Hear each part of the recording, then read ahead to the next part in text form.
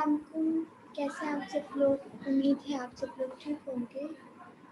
मेरा नाम नाहिद फैज़ है और मैं इंस्टीट्यूट ऑफ मोटिवेशन में as a host and as a social media influencer काम कर रही हूँ। बेसिकली आईओएम का मकसद लोगों में शऊर बेदारी पैदा करना, माशरे में खिदमत सर अंजाम करना, और इस मकसद के लिए आईओएम ने बहुत से कोर्सेज इंट्रोड्यूस करवाए हैं, जिसमें हमारे पास कैरियर काउंसलिंग, पब्लिक स्पीकिंग, आप कुरान पाक सीखें, डिजिटल मीडिया, इस तरह के और भी कोर्सेज ज़ेर फहरिस्त हैं। तो इसी मकसद के लिए आज हम लोग यहाँ पे जमा हुए हैं। आज का जो हमारा सेशन है वो बेसिकली पब्लिक स्पीकिंग के सेशन में से एक सेशन है, जिसको लीड करी है miss Maria Mushin. And miss Maria Mushin IOM की डायरेक्टर भी है। इन्होंने अपनी ग्रेजुएशन कंप्यूटर साइंस में कंप्लीट की है और अब वो गवर्नमेंट यूनिवर्सिटी रोकोट से एज ए लेक्चरर अपनी खिदमत से अंजाम दे रही हैं। तो मैं मिस मारिया मशीन आज के टॉपिक की तरफ बढ़ते हुए मैं मिस मारिया मशीन से कहूँगी कि वो हम आए और हमें पब्लिक स्पीकिंग के जो 3 डिफरेंट स्टाइल्स हैं उनके बारे में बताइएगा। बहुत शुक्रिया।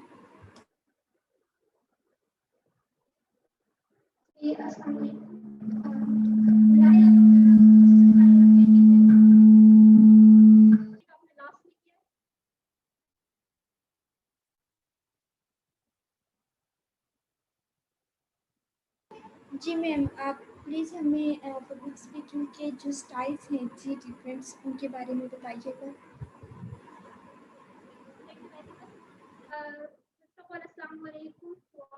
जैसा कि आप सब लोग जानते हैं कि पब्लिक स्पीकिंग की हमने सेशन सीरीज स्टार्ट की हुई है और इस सेशन सीरीज का ये आज 5वां लेक्चर है, जिसमें हमने स्टाइल्स ऑफ पब्लिक स्पीकिंग ये देखना है कि कितने स्टाइल्स होते हैं। आप कह सकते हैं कि मेथड्स ऑफ पब्लिक स्पीकिंग क्या है, कितनी वेज से आप पब्लिक स्पीकिंग को लेके चल सकते हैं। तो पब्लिक स्पीकिंग के डिफरेंट 4 मेन वेज हैं, 4 मेन स्टाइल्स हैं जिसपे पब्लिक स्पीकिंग रिलाय करता है। सबसे पहला जो तरीकाकार है, जो स्टाइल है, वो है manuscript public speaking. Manuscript public speaking के नाम से शो हो रहा है कि सबसे पहले आप सारा स्क्रिप्ट राइट करते हैं। जो स्पीकर है वो क्या करता है, वो सारे स्क्रिप्ट को सबसे पहले राइट करेगा और फिर उसको राइट करने के बाद वो उसको एज इट इज जिस तरह से उसने राइट किया है वैसे ही वो उसको डिलीवर कर देगा। तो ये जो स्टाइल है इसको आप कहते हो मैन्युस्क्रिप्ट। ठीक है, मैन्युस्क्रिप्ट के अंदर आप ये देखें कि ये कहाँ कहाँ एप्लीकेबल है। तो ये आपने जितनी भी स्पीचेस की हैं स्कूल लेवल पे, कॉलेज लेवल पे, तो वो आपने किस तरह से की हैं, वो आपने मैन्युस्क्रिप्ट के जरिए की। उसके अंदर आपने कोई भी कंटेंट जो आपके पास था वो आपने राइट डाउन किया और उसे राइट डाउन करने के बाद आपने एज इट इज डिलीवर कर दिया। ठीक है, तो इसकी अगर हम वास्ट इम्प्लीमेंटेशन देखें कि ये वास्टली कहाँ पे यूज होता है, तो हमारे पास ये वास्टली न्यूज कास्टिंग सेक्टर में यूज होता है। जितने भी न्यूज कास्टर्स होते हैं वो क्या करते हैं, वो सबसे पहले अपना स्क्रिप्ट राइट करते हैं, सर्च करके, ये सर्च बेस्ड होता है, आपको इससे बड़ी रिसर्च करनी पड़ती है। आप कोई भी इंफॉर्मेशन दे रहे हो लाइक वेदर से रिलेटेड, पॉलिटिकल इश्यूज से रिलेटेड, किसी भी कंट्री के इकोनॉमिकल स्टेटस से रिलेटेड, आप ये सारी जो इंफॉर्मेशन दे रहे हैं आप इसको, क्योंकि ये फैक्ट आपने लेनी होती है, इसमें जो भी रिकॉर्ड्स होते हैं, जो भी इसमें रेफरेंसेस होते हैं, वो आपने फैक्ट डिलीवर करने होते हैं। उसमें गलती की कोई गुंजाइश नहीं है कि आपने अगर गलत बोल दिया तो कोई मसला नहीं। आपने किसी पॉलिटिशियन का नाम नहीं गलत बोलना, आपने किसी पॉलिटिशियन का जो डेजिग्नेशन है वो गलत नहीं बोलना, किसी पर्सनैलिटी को गलत इंट्रोड्यूस नहीं करवाना। तो न्यूज सेक्टर में ये चीज बहुत ज्यादा इंपॉर्टेंट है, जिसकी वजह से हमें क्या करना पड़ता है, हमें मैन्युस्क्रिप्ट को यूज करना पड़ता है, जिसके अंदर क्या किया जाता है, जो न्यूज कास्टर्स होते हैं उनको स्क्रिप्ट दिया जाता है और वो उस स्क्रिप्ट को एज इट इज फॉलो करते हैं। देन हमारे पास आता है मेमोराइज्ड स्पीच। मेमोराइज्ड स्पीच में क्या होता है, आप अपने पास मैन्युस्क्रिप्ट के तहत ही एक स्क्रिप्ट तैयार करते हो, रिटन फॉर्म में आप लेके आते हो वो तमाम कंटेंट जो आपने पब्लिकली डिलीवर करना है, जो आपकी पब्लिक स्पीच है वो आपने जो कि डिलीवर करनी है वो आप रिटन फॉर्म में लेके आते हो और उसको फिर राइट करने के बाद मेमोराइज कर लेते हो, उसके तमाम तर पॉइंट्स, सारे बेसिक पॉइंट्स, सारे ऑर्डिनरी पॉइंट्स, जो कुछ भी है वो आप सारा A to Z लर्न कर लेते हो, मेमोराइज कर लेते हो और उसके बाद डिलीवर करते हो। और ये भी आप स्कूल, कॉलेज और डिफरेंट ऑर्गेनाइजेशंस में जब आप स्पीच देते हैं और वो एक आपका लो लेवल होता है, तो उसमें आप क्या करते हो, उसमें आप मेमोराइज करते हो, वो जो इन्फॉर्मेशन आपको दी हुई होती है उसको मेमोराइज जाती है मेमोराइज स्पीच, और वहां दी जाती है जहां हमने रेफरेंसेस कोट करने होते हैं। जितने भी हम रेफरेंसेस देते हैं, जो भी हम रिकॉर्ड सिस्टम किस चीज का बता रहे होते हैं, तो वो सारा जो है वो हमें मेमोराइज करना पड़ता है। तो ये तमाम वो चीजें हैं जो मेमोराइज स्पीच में आ जाती है। अब जो आपकी पिछली टाइप है, स्टाइल है या टाइप है स्पीच की, पब्लिक स्पीक की, आप देखिए कि वो इसके साथ लिंक करती है कि आप सबसे पहले रिटन फॉर्म में लेके आओगे, जो भी आपने मेमोराइज करना है उसको आप राइट करोगे, अपने पास वो एक रिकॉर्ड बनाओगे कि मैंने ये डिलीवर करना है, और उसके बाद आप उस मैन्युअल स्क्रिप्ट को मेमोराइज करोगे। अब मेमोराइज भी कर लिया तो अब डिलीवर करने में आपको दुश्वारी नहीं होगी और आपका वो जो कंटेंट है वो अच्छे से डिलीवर हो जाएगा।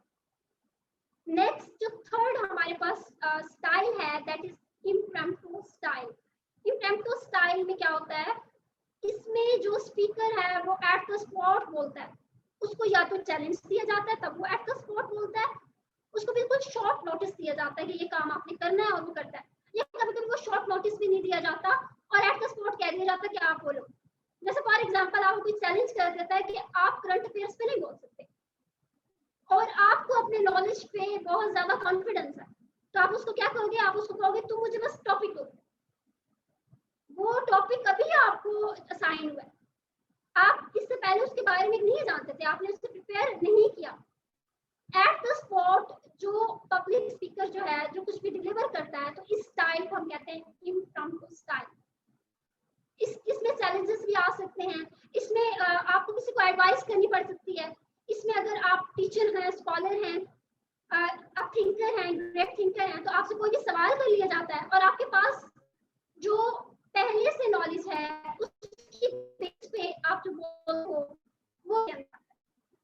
वो सारा नॉलेज आप इसके अंदर लेके आते हो। तो इसमें भी एक्चुअली में this is also link with your memorised speech. आपने कभी तो लर्न किया था, कभी वो नॉलेज लिया था अपनी जिंदगी के किसी हिस्से में, आपने वो नॉलेज गेन किया था, उसे मेमोराइज किया था, अपनी मेमोरी का पार्ट बनाया था, और इसी वजह से आप आज हैं उसको डिलीवर कर पा रहे। इम्प्रॉम्प्टू स्टाइल, ठीक है। नेक्स्ट जो हमारे पास स्टाइल आता है that is extemporaneous style. Extemporaneous style में क्या होता है, extemporaneous style is the mixture of, is the sandwich of impromptu and memorised style. ठीक है, आप ये भी कह सकते हैं इम्प्रॉम्प्टू और मैन्युस्क्रिप्ट का भी एक मिक्सचर है।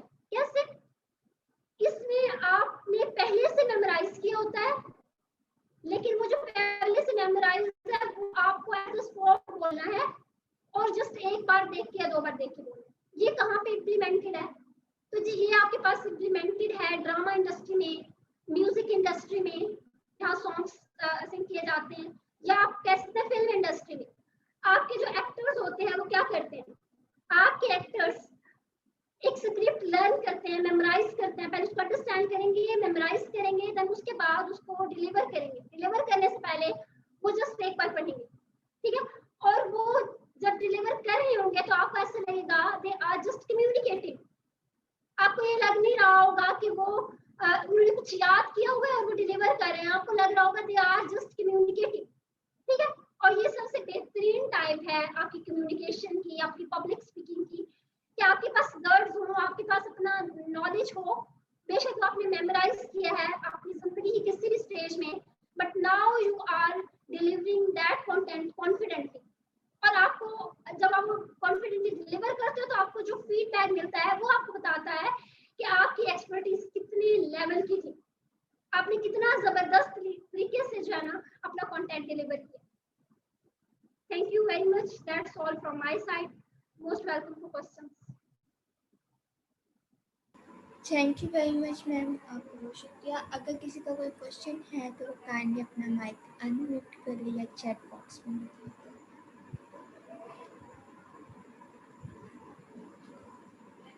मैम आप मुझे बताइएगा कि अगर फॉर एग्जांपल कोई पब्लिक स्पीकर है तो उसने स्क्रिप्ट जो भी उसने डाटा डिलीवर करना है उसने वो अच्छे से मेमोराइज भी कर लिया है, बट जब वो स्पीच दे रहा है उस वक्त वो भूल गया है, उस वक्त उसे ऐसा क्या करना चाहिए कि उसका जो कॉन्फिडेंस है वो भी ठीक रहे, ऑडियंस पे भी कोई इफेक्ट ना हो, सिचुएशन को सही से हैंडल कर ले? क्योंकि जैसे आपने बताया एक्टर्स हैं वो तो इस तरह होती है ना, शूटिंग हो रही होती है उनकी 2-2 3-3 दफ़ा कट कट करके शूटिंग हो जाती है, बट पब्लिक स्पीकिंग में तो लाइव डेमो हो रहा होता है ना, उसमें तो ऐसा Live कुछ demo। नहीं हो सकता। हाँ जी, नहीं हो सकता। पब्लिक स्पीकिंग में आपने एक कंटेंट अपना तैयार किया हुआ होगा, ठीक है। अगर तो आप चैलेंज का सामना कर रहे हैं तो वो एक बिल्कुल अलग सिचुएशन, उसमें आप भूलते नहीं, उसमें तो आप फिल्मती बोल रहे होते, पहले से फिल्मती बोल रहे होते, आपने कोई पैटर्न याद ही नहीं किया होता, किसी पैटर्न में आपने अपना डाटा जो है ना फीड नहीं किया होता अपने माइंड में। ये आपके पास वहां पे आता है जहां पे आपने मेमोराइज कुछ किया था, या वहां पे आता है जैसे एक्सटेम्पोरेनियस का मैंने कहा कि आपने मेमोराइज किया था और आप एक बार या दो बार रिहर्स करके फिर आप डिलीवर कर रहे हो। इन केस आपको भूल जाता तो आप क्या करोगे? अब ये मैं हमेशा वैसे भी जनरल लाइफ में भी कहती हूँ, ये एक टिप भी है कि बस आपका सीक्वेंस नहीं टूटना चाहिए, otherwise this is best tip for communication skills कि आपने अगर 4 पैराग्राफ डिलीवर करने, फर्स्ट पे आप हैं और आप सेकंड पे आ रहे हैं, आपको सेकंड के स्टार्ट से भूल जाता है, तो अब ऑडियंस को नहीं पता कि आपको भूला है, ये आपको पता है कि आपको भूला है। ये फियर अंदर फिर एक फियर पैदा हो जाता है कि यार मुझे भूल रहा है, व्हाट टू डू, अब क्या करूं, इतने लोग मुझे सुन रहे हैं, मेरी तो हो जाएगी, तालियां नहीं बजेंगी, लोग उठ के चले जाएंगे, अब मैं क्या करूं?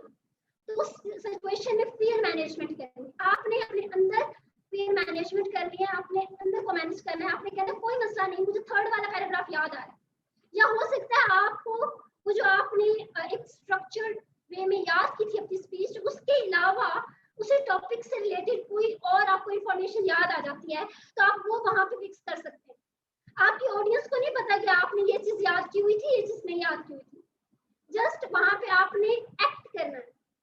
तो एक पब्लिक स्पीकर एक जबरदस्त लेवल का एक्टर भी होता है अपने अंदर, उसको पता होता है हाउ टू मैनेज, यही चीजें सीखनी है। हमारा जो नेक्स्ट टॉपिक है वो फियर मैनेजमेंट के ऊपर ही है कि फियर होता है, ये नहीं है खड़े होने का, स्टेज पे आने का और उसके बाद ऑडियंस को फेस करने का।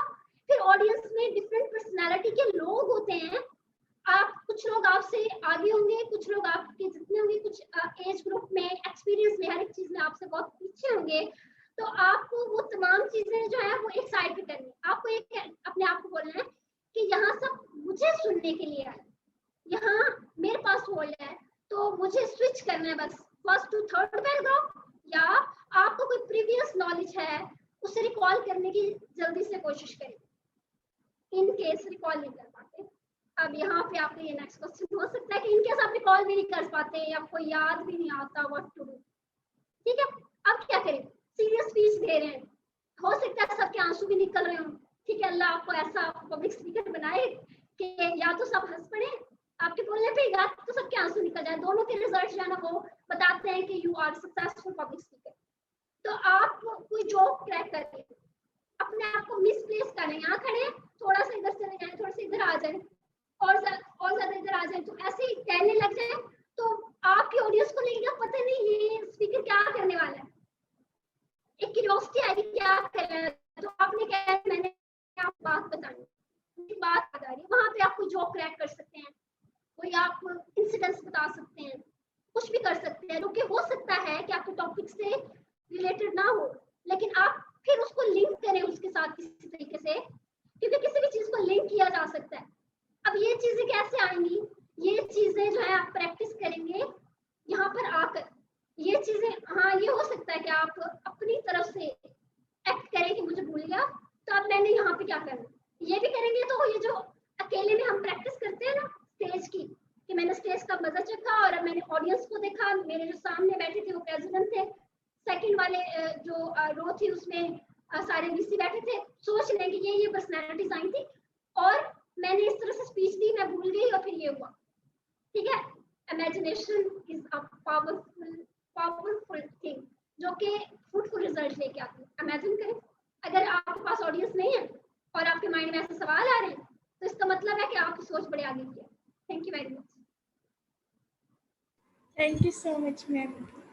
किसी का भी कोई क्वेश्चन है तो वो काइंडली पूछ लें मैम से।